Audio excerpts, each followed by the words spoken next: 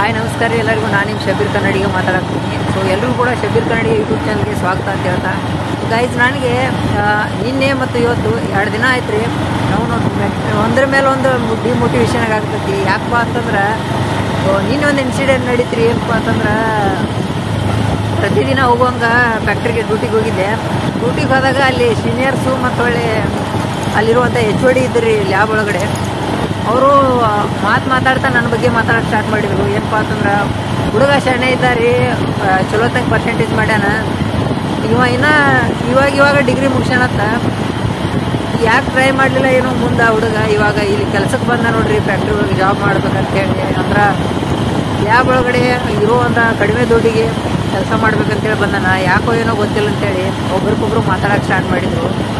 So ಅವಾಗ ನನ್ನ ಜೊತೆ ಇರುವಂಥ ಸೀನಿಯರ್ಸ್ಗೆ ಒಬ್ರಿಗೆ ಹೇಳಿದ್ದೆ, ಏನಪ್ಪ ಅಂತಂದ್ರೆ ಸರ್ ಹಿಂಗೈತಿ ರೀ, ಮನೆ ಒಳಗಡೆ ಸ್ವಲ್ಪ ಪರಿಸ್ಥಿತಿ ಸರಿ ಇಲ್ಲ, ಅದ್ರ ಸಲುವಾಗಿ ನಮ್ಮ ಪರ್ಸೆಂಟೇಜ್ ಚೆನ್ನಾಗೈತಿ ರೀ, ಹಿಂಗಾಗಿ ಅದನ್ನೆಲ್ಲ ಬಿಟ್ಟು ಇಲ್ಲಿ ವರ್ಕ್ ಮಾಡೋಕೆ ಬರ್ಬೇಕಾಗೈತಿ.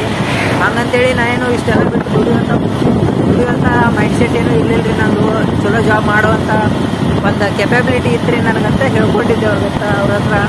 ಹೀಗಾಗಿ ಅವರು ಸೀನಿಯರ್ಸ್ ಏನಿದ್ರಲ್ರಿ, ಅವರು HOD ಹೇಳಿದರು, ಸರ ಹಿಂಗಂತ್ರಿ ಹುಡುಗ ಹುಷಾರಿದ್ದ ಅವ, ಆದ್ರೆ ಹುಡುಗ ಸ್ವಲ್ಪ ಪರಿಸ್ಥಿತಿ ಮನ್ಯಾಗ ಸರಿ ಇಲ್ಲತ್ತ, ಅಂತಂದ್ರೆ ಫೈನಾನ್ಷಿಯಲಿ ಒಂದು ಸ್ವಲ್ಪ ಮನ್ಯಾಗ ಸರಿ ಇಲ್ಲತ್ರಿ, ಹೀಗಾಗಿ ಹುಡುಗ ಇಲ್ಲಿ ಕೆಲ್ಸಕ್ಕೆ ಬಂದಾನಂತ ತಂದು ಒಂದು ಮಾತು ಹೇಳಿದ್ರು ಅವರು.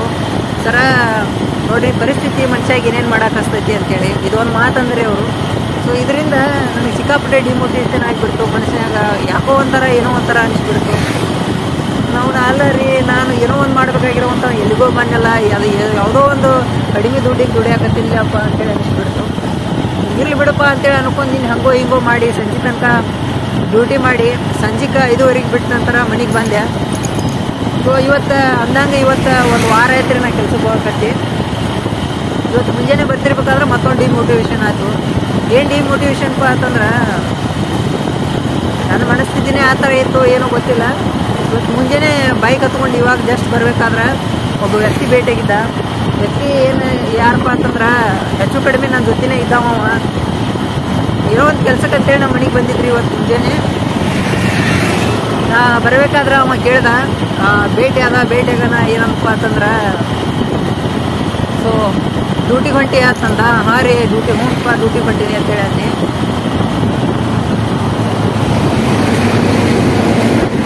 ಡ್ಯೂಟಿಗೆ ಹೊಂಟೀನಿ ಅಂತೇಳಿ ಅನ್ಬೇಕಾದ್ರೆ ಅವ್ನು ಹೇಳ್ದ ಒಂಥರ ಅಂದತಾನು ಅಂತಂದ್ರೆ ಇರುವಂಥ ಒಂದು ಕೆಲಸಕ್ಕೆ ಜಾಸ್ತಿ ಪ್ರೌಡ್ ಫೀಲ್ ಮಾಡ್ಕೊಂಡು ಅವ್ನು ಹೇಳಿದ. ಸೊ ಎಲ್ಲಿತ್ತು ಇವಾಗ ನೀನು ಡ್ಯೂಟಿ ಅಂತೇಳಿ ಹೇಳಿದ. ಅಂತಂದ್ರೆ ನೀವು ಆ ಒಂದು ಹಾವಭಾವ ನೋಡಿದ್ರೆ ನಿಮ್ಗೆ ಗೊತ್ತಾಗ್ತಿತ್ತು. ಸೊ ನಾನು ಹೇಳಾಕ್ತೀನಿ ಅಂತ ಕ್ಲಿಯರಾಗಿ ಅರ್ಥ ಆಗೋದಿಲ್ಲ. ಸೊ ಅದ್ರ ಅರ್ಥ ಏನಪ್ಪ ಅಂತಂದ್ರೆ ಅವನು ಇದೇ ಥರ ಕೆಲಸ ಮಾಡ್ತಾನೆ ರೀ ನಂತರ ಒಂದು ಕಡೆ ಫ್ಯಾಕ್ಟ್ರಿ ಒಳಗೆ.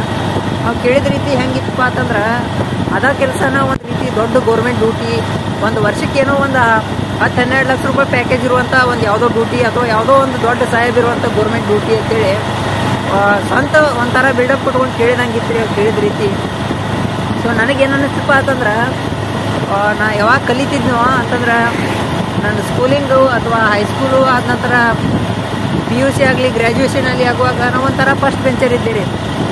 ಓದೋದ್ರೊಳಗೆ ಭಾಳ ತಲೆ ಇತ್ತು, ಮುಂದೆ ಕೊಟ್ಕೊಂಡು ಓದ್ತಿದ್ದೆ. ಉಡಾಳ್ತನ ಮಾಡೋರ ಜೊತೆ ಜಾಸ್ತಿ ಸೇರ್ತಿರ್ಲಿಲ್ಲ. ಸೊ ಆ ಥರ ಕೆಲವೊಮ್ಮೆ ಉಡಾಳ್ತನ ಮಾಡ್ಕೊಂತ ಲಾಸ್ಟ್ ಬೆಂಚಿನಾಗ ಕುತ್ಕೊಂಡ. ಸೊ ಹಂಗಂತೇಳಿ ಅವರೇನು ಕಡಿಮೆ ಇತ್ತನ ಹೇಳಕತ್ತಿಲ್ಲ. ಬಟ್ ಆದ್ರೆ ನಂದು ಒಂದು ಮೈಂಡ್ಸೆಟ್ ಇತ್ತಪ್ಪ ಅಂತಂದ್ರೆ ಓದಿ ಮುಂದೆ ಹೋಗ್ಬೇಕು ಅನ್ನೋಂಥ ಮೈಂಡ್ಸೆಟ್ ಇತ್ತು. ಬಟ್ ನನ್ನ ಜೊತೆ ಕಲಿತಿರ್ಬೇಕಾದ್ರೆ ಕೆಲವೊಂದಿಷ್ಟು ಜನರ ಮೈಂಡ್ಸೆಟ್ ಏನಿತ್ತಪ್ಪ ಅಂತಂದ್ರೆ ಅವ್ನು ಏನು ಮುಂದೆ ಹೋಗೋದು ಬಿಡೋಪ್ಪ, ಏನು ಕಲ್ತಾರೆ ಏನೈತಿ ಅಂತೇಳಿ ಅನ್ಕೊಂಡು ಒಂದು ರೀತಿ ಮೈಂಡ್ಸೆಟ್ನ ಲೋ ಮೈಂಡ್ಸೆಟ್ ಇತ್ತು. ಹೀಗಾಗಿ ಅವ್ರ ಜೊತೆ ನನಗೆ ಅಷ್ಟೊಂದು ಕನೆಕ್ಷನ್ ಕಡಿಮೆ ಇತ್ತು. ಸೊ ಅವಾಗ ನಾವು ಅದನ್ನು ಜಾಸ್ತಿ ಬಿಲ್ಡಪ್ ಕೊಟ್ಕೊಂಡು ಕೇಳಬೇಕಪ್ಪ ಅಂತಂದ್ರೆ ನನಗೇನು ಅನ್ನಿಸ್ತು ಅಂತಂದ್ರೆ, ಅಲ್ಲ ನಾ ಏನು ಕೆಲಸ ಮಾಡೋಕ್ತಿಲ್ಲ, ಈ ಕೆಲಸ ನನ್ನ ಲೆವೆಲ ಅಲ್ಲ ಅಂತ ಅನಿಸ್ಬಿಡ್ತೆ. ಯಾಕಪ್ಪ ಅಂತಂದ್ರೆ ಏನೋ ಓದು ಬರೀ ಬರಲಾರ್ದಂಥವ್ರು ಸಹಿತ ಆ ಕೆಲಸ ದೊಡ್ಡ ಕೆಲಸ ಅಂದ್ಕೊಂಡು ದುಡಿತಾರಪ್ಪ ಅಂತಂದ್ರೆ ಅಡಿಕ ಎಷ್ಟು ಫಸ್ಟ್ ಬೆಂಚರಾಗಿ ಅವನ ಹಗಲಿ ರಾತ್ರಿ 12 ತಾಸು ಕಷ್ಟಪಟ್ಟು ಕಣ್ಣಿಗೆ ನಿದ್ದೆ ಕಳ್ಕೊಂಡು ಏನು ಓದಿದೆ ಅಲ್ರಿ, ಏನು ಓದಿ ಕಡಿಗೆ ನಾನು ಅದೇ ಕೆಲಸ ಮಾಡ್ಬೇಕಾಗ್ಲಪ್ಪ ಅಂತೇಳಿ ಅನಿಸ್ಬಿಡ್ತು. ಸೊ ಏನೂ ಗೊತ್ತಿಲ್ಲದೆ ಇರುವಂಥವ್ರು ದೊಡ್ಡ ಕೆಲಸ ಅಂತೇಳಿ ದೊಡ್ಡದು ಮಾಡ್ಕೊಳ್ಳೋಂಥ ಕೆಲಸನ ನಾ ಎಲ್ಲ ಗೊತ್ತಿದ್ದು ನನ್ನ ಮೈಂಡ್ಸೆಟ್ ಚಲೋ ಇದ್ದು ಸಹಿತ ನಾ ಇದೇ ಕೆಲಸ ಮಾಡೋದಿಲ್ಲಪ್ಪ ಅಂತೇಳಿ ಅನಿಸ್ಬಿಡ್ತೀವಪ್ಪ. ಹಿಂಗಾಗಿ 2 ದಿನ ಆಯ್ತು ನೋಡ್ರಿ, ಒಂದು 8 ದಿನದ ಒಳಗಡೆ ಇವಾಗ ಒಂಥರ ಮನಸ್ಸಿಗೆ ಫೀಲ್ ಆಗತ್ತೆ, ಡಿಮೋಟಿವೇಶನ್ ಆಗತ್ತೆ. ಇದನ್ನು ಕೇಳ್ಕೊಂಡು ನೀವು ಡಿಮೋಟಿವೇಶನ್ ಹಾಕಿರಿ ಅಂತ ಅನ್ಕೊಂಡಿನಿ. ಬಟ್ ಆದ್ರೆ ಹೌದ್ರಿ, ನಿಜ ಹೇಳ್ತೀನಿ, ಲೈಫ್ನ್ಯಾಗ ಪರಿಸ್ಥಿತಿನ ಹಂಗೆ. ಲೈಫ್ನ್ಯಾಗ ಕೆಲವೊಂದು ಕಷ್ಟ ಸುಖ ಅಂತೇಳಿ ಬರ್ತಿರ್ತಾವ. ಈ ಕಷ್ಟ ಅನ್ನೋ ಏನು ಬರ್ತಾವಲ್ರಿ, ಮನುಷ್ಯನ ಜೀವನನ ಚೇಂಜ್ ಮಾಡಿ ಹೋಗೋದು ಬಿಡ್ತಾವ. ಎಲ್ಲೋ ಹೋಗ್ಬೇಕಾದವ್ರು ಅಂತಂದ ಎಲ್ಲೋ ಹೋಗೋದು ಬಿಡ್ತಾವ. ಅದನ್ನು ಯೋಚನೆ ಮಾಡ್ಕೊಂಡು ಮನ್ಸಿಗೆ ಒಂಥರ ನಿಂತ್ಬಿಡ್ತೀವಿ. ಮುಂದೆ ಯಾರ ಏನೋ ಓದಿ ಜೀವನದೊಳಗಡೆ ಮುಂದುವರೆದು ಏನೋ ಒಂದು ಸ್ಥಾನ ಪಡ್ಕೋಬೇಕನ್ನೋರಿಗೆ ಈ ಪರಿಸ್ಥಿತಿ ಅನ್ನೋದು ಏನಿರ್ತೈತಲ್ರಿ, ತುಂಬ ಲೋ ಲೆವೆಲಿಗೆ ತಂದಿಟ್ಟು ಬಿಡ್ತೈತಿ. ನಾವು ಯಾವೊಂದು ಲೆವೆಲ್ ಒಳಗೆ ಇಟ್ಕೊಂಡು ಬದುಕ್ತಿರ್ತೀವಲ್ರಿ, ಆ ಒಂದು ಲೆವೆಲ್ ನಮ್ಗೆ ಉಳಿಸಂಗಿಲ್ಲ. ಅದು ನಮ್ಮನ್ನ ತಂದ ಏನೋ ಒಂದು ವಜ್ರ ವೈಡೂರ್ಯನ ತಂದ ಒಂದು ರೀತಿ ಡಸ್ಟ್ಬಿನ್ನೇ ಹಾಕಿದಂಗೆ ಮಾಡಿಬಿಡ್ತೈತಿ. ಅದಕ್ಕೆ ಮನ್ಸಿಗೆ ಭಾಳ ಕೆಟ್ಟ ಅಂತ ಅನಿಸ್ತು ನೋಡ್ರಿಪ್ಪ. ಇಲ್ಲಿ ಬಿಡ್ರಿ, ಅವನು ಏನಕ್ಕೆ ಆಗೋಲಕ್ಕ ಜೀವನದಾಗ ಏನು ಬಂದೈತಿ ಅದನ್ನ ಅನುಭವಿಸ್ಬೇಕು ಅಂತಂದ್ರೆ ಜೀವನದಾಗ ಪರಿಸ್ಥಿತಿ ಹೆಂಗಿರ್ತೈತಿ ಅದಕ್ಕೆ ತಕ್ಕಂಗೆ ಸಂದರ್ಭಕ್ಕೆ ತಕ್ಕಂಗೆ ಹೊಂದ್ಕೊಂಡು ಹೋಗಬೇಕು. ಏನು ಬಂದರೂ ಅನುಭವಿಸಬೇಕು. ಹೀಗಾಗಿ ಮನಸ್ಸಿನಾಗ ಏನೋ ಒಂದು ಪಡ್ಕೋಬೇಕು ಅನ್ನುವಂಥ ಒಂದು ಆಸೆ ಸತತ ಪ್ರಯತ್ನ ಇತ್ತಪ್ಪ ಅಂತಂದ್ರೆ ಮನುಷ್ಯ ಜೀವನದಾಗ ಒಂದಿಲ್ಲ ಒಂದಿನ ಮುಂದೆ ಹೋಗೇ ಹೋಗ್ತೈತಿ. ಕನಸಿರುವಂಥ ಮನುಷ್ಯ ಹರಿವು ನೀರಿದ್ದಂಗೆ ಒಂದೇ ಜಾಗದಾಗ ನಿಂದ್ರಂಗಿಲ್ಲ. ಪ್ರಯತ್ನ ಅಷ್ಟೇ ಬೇಕಂತ ಹೇಳಕ್ಕೆ ಇಷ್ಟಪಡ್ತೀನಿ. ಅಂದಂಗೆ ಫ್ಯಾಕ್ಟ್ರಿನೂ ಭಾಳ ಸಮೀಪ ಬಂತು. ಇವಾಗ 8 ಗಂಟೆಗೆ ಹಾಕಿ ಬಂದೈತಿ.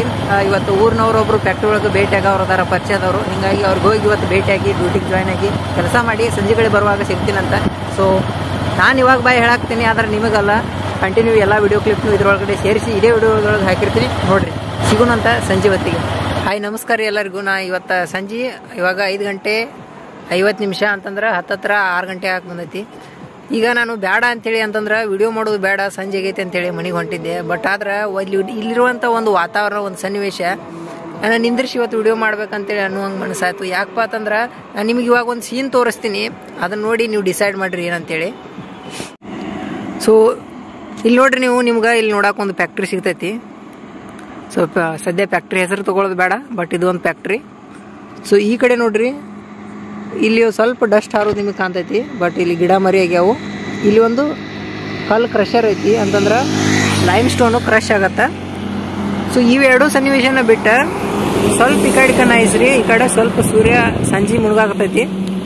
ಸೊ ಸ್ವಲ್ಪ ಜೂಮ್ ಹಾಕಿ ನಾನು ನಿಮ್ಗೆ ತೋರಿಸ್ತೀನಿ. ಸೊ ನೀವು ಇಲ್ಲಿ ನೋಡಾಕ್ತಿದ್ರೆ ನಿಮಗೆ ಬರೀ ಡಸ್ಟ್ ಕಾಣ್ತೈತಿ ಈ ಏರಿಯಾದಾಗ. ನೀವು ಇದನ್ನ ನೋಡಿ ಕ್ಯಾಮ್ರಾ ಕ್ವಾಲಿಟಿ ಲೋ ಐತೆ ತಂದ್ಕೊಳಕ್ಕೆ ಹೋಗ್ಬೇಡ್ರಿ, ಇದು ರಿಯಲ್ ಆಗಿ ಡಸ್ಟು. ಸೊ ಈ ಡಸ್ಟ್ ನೋಡಿದ್ರೆ ನಿಮ್ಗೆ ಏನು ಅನಿಸ್ತೈತೆ ಅಂತ ಹೇಳ್ರಿ. ಜೊತೆಗೆ ಈ ಪ್ಲ್ಯಾಂಟ್ಸ್ಗಳು, ಈ ಫ್ಯಾಕ್ಟ್ರಿಗಳನ್ನ ನೋಡಿದ್ರೆ ನಿಮ್ಗೆ ಏನು ಅನಿಸ್ತೈತೆ ಅಂತ ಹೇಳ್ರಿ.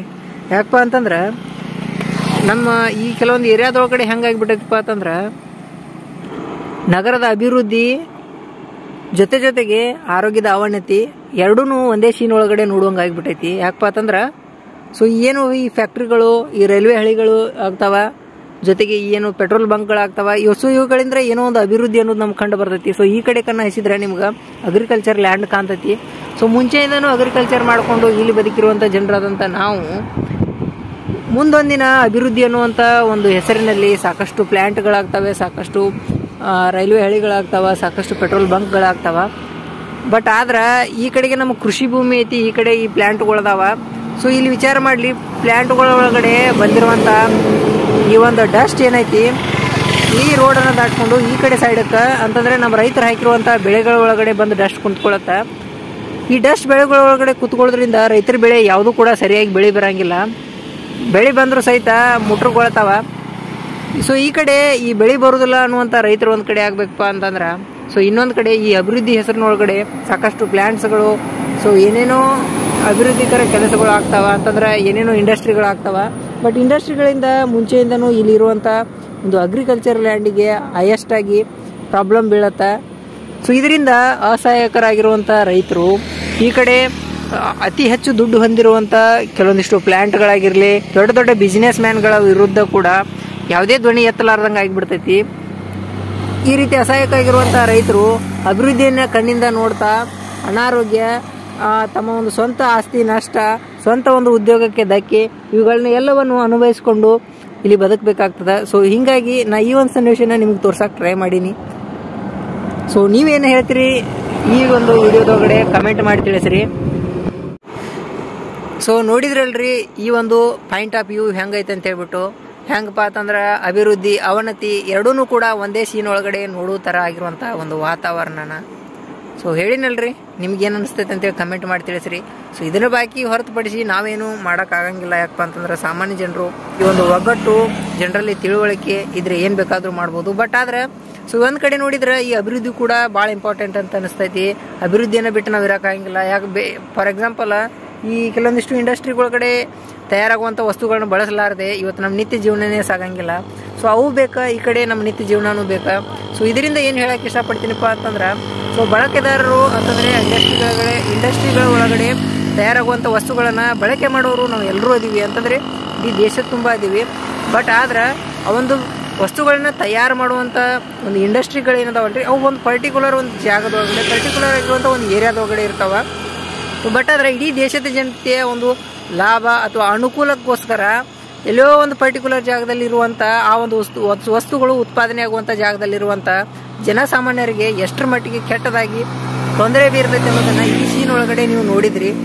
ಸೊ ನಾನಾದರೂ ಏನು ಮಾಡೋಕ್ಕಾಗತ್ತೆ ಹೇಳ್ರಿ, ಈ ರೀತಿ ಒಂದು ಅವೇರ್ನೆಸ್ ಮೂಡಿಸೋಕೆ ಅಷ್ಟ ಸಾಧ್ಯ. ಸೊ ಇದನ್ನು ಹೊರತುಪಡಿಸಿ ಏನೂ ಮಾಡೋಕ್ಕಾಗಂಗಿಲ್ಲ. ಸೊ ಈ ಒಂದು ಅಭಿವೃದ್ಧಿನ ನೋಡ್ತಾನೆ ಇರಬೇಕಾಗತ್ತಾ. ಸೊ ಈ ಒಂದು ಅವನತಿಯನ್ನು ಕೂಡ ಅನುಭವಿಸ್ತಾನೆ ಇರಬೇಕಾಗತ್ತಾ. ಇದು ನಾನು ನಿಮಗೆ ಹೇಳಕ್ಕೆ ಇಷ್ಟಪಡುವಂಥ ಒಂದು ಮಾತು.